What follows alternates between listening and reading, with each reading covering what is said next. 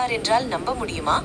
அதுவும் அந்த மக்கள் எல்லோரும் வயிறு நிறைய சாப்பிட்ட பிறகும் 12 கூடை உணவு மீதம் இருந்தது என்றால் இது சாதாரண அதிசயமா, இல்லை இதற்கு பின்னால் இன்னொரு ஆழமான அர்த்தம் இருக்கிறதா? அந்த நாளில் உண்மையில் என்ன நடந்தது? இதை முழுசா தெரிஞ்சுக்க இந்த வீடியோவை முழுசா பாருங்க. நாதர் ஒரு வெறிச்சோடிய இடத்தில் மக்களுக்கு போதித்துக் கொண்டிருந்தார். காலை ஆரம்பித்த போதனை மாலையாகியும் முடிவடையவில்லை. ஆயிரக்கணக்கான மக்கள் அவருடைய வார்த்தைகளை கேட்க, நோய்கள் குணமாக, நம்பிக்கைக்காக அவரை சுற்றி நின்றிருந்தார்கள். அந்த கூட்டத்தில் ஏழைகள் இருந்தார்கள், நோயாளிகள் இருந்தார்கள், உடைந்த மனசுகள் இருந்தது. ஆனா எல்லாரும் ஒரே விஷயத்திற்காக வந்திருந்தார்கள், இயேசுவை பார்க்க. மெல்ல சூரியன் மறைய ஆரம்பித்தது. அந்த இடம் ஊரிலிருந்து தூரம். சாப்பாடு வாங்க கடைகளும் இல்லை. அப்போது சீடர்கள் இயேசுவிடம் வந்தார்கள். மக்களை அனுப்பிவிடுங்கள், அவர்கள் சென்று உணவு வாங்கிக் கொள்ளட்டும்னு சொன்னார்கள். ஆனா இயேசு அவர்களை பார்த்து சொன்னார், நீங்களே அவர்களுக்கு உணவு கொடுங்கள். அந்த வார்த்தையை கேட்ட சீடர்கள் அதிர்ச்சி அடைந்தார்கள். ஏனெனில் அங்கே இருந்தது வெறும் 5 பார்லி ரொட்டியும் 2 சிறிய மீன்களும் மட்டுமே. அதுவும் ஒரு சிறுவனுடைய மதிய உணவு.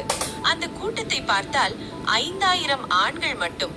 பெண்கள், குழந்தைகள் சேர்த்தால் அதை விட பல மடங்கு மக்கள். அந்த அளவுக்கு பெரிய கூட்டத்திற்கு அந்த சிறிய உணவு எப்படி போதும்? சீடர்கள் குழப்பத்தில் இருந்தார்கள். ஆனா இயேசு அந்த 5 ரொட்டியையும் 2 மீனையும் தனது கைகளில் எடுத்தார். வானத்தை நோக்கி நன்றி ஜெபம் செய்தார். பிறகு அதை உடைக்க ஆரம்பித்தார். அவர் உடைத்த ரொட்டியை சீடர்களிடம் கொடுத்தார். சீடர்கள் அதை மக்களிடம் பகிர ஆரம்பித்தார்கள். அடுத்த சில நொடிகளில் ஒரு அதிசயம் நடந்தது. ரொட்டி குறையவே இல்லை, மீன் தீரவே இல்லை. எவ்வளவு கொடுத்தாலும் அது மீண்டும் இருந்தது. ஒரு கூடை காலியானால் இன்னொரு கூடை நிரம்பியது. மக்கள் சாப்பிட்டார்கள், மீண்டும் சாப்பிட்டார்கள்.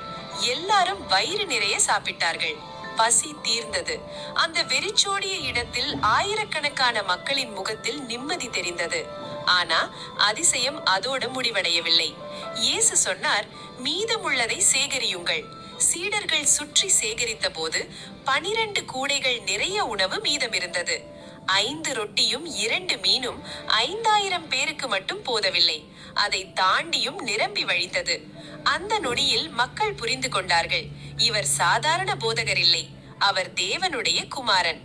ஆனா இந்த அதிசயத்துக்கு பின்னால் இன்னொரு ஆழமான அர்த்தமும் இருக்கு. இது வெறும் பசியை தீர்த்த சம்பவம் மட்டுமில்லை. மனிதனின் குறைவில் கூட இறைவனின் கையில் வைத்தால் அது ஆயிரங்களுக்கு ஆசிர்வாதமாக மாறும்னு காட்டிய சம்பவம். அந்த சிறுவன் தனது சிறிய உணவை மறைத்து வைத்திருக்கலாம், இது போதாதுன்னு நினைத்து பிடித்து கொண்டிருக்கலாம். ஆனா அவன் கொடுத்தான். அந்த சிறிய தியாகம்தான் ஆயிரக்கணக்கான மக்களின் பசியை தீர்த்தது. அதனால்தான் இந்த கதை இன்று வரை சொல்லப்படுகிறது.